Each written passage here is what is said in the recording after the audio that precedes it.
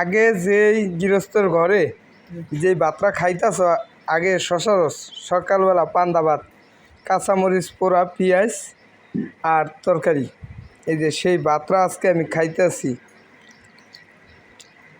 অনেক সেই স্বাদ রে ভাই। আগের ঐতিহ্যবাহী খানাটা খাই। হ্যাঁ, কাঁচা পেঁয়াজ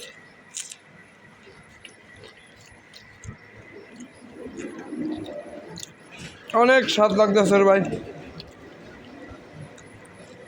আমি বাসায় বলতে পারবে না। আপনি যে খাইতেছেন কেমন স্বাদ পাইতেছেন? অনেক স্বাদ পাইতেছি ভাই। আপনি খিচুড়ির দোকানে এখানের মহিলারা এই ভাত আপনাকে কখনো খাইবে না, পান্তা ভাত। এরা পান্তা খাইতেই পারে না, খাইবে হইতেন আপনাকে। এই পান্তা ভাতটা খাইলে প্রতিটা পুরুষ প্লার শরীরটা ঠান্ডা থাকে। আর ওখানে গরম খাইতে খাইতে এখন মনে করেন যে শরীরটা খালি একসার গরম, কেউ কিছু কই হাত পারে না, অমনি কিলকিলিয়ে ধরে।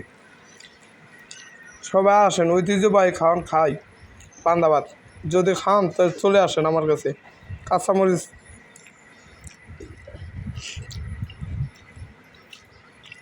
এই যে শুকনো মরিচটা খাইতেছে ভাই,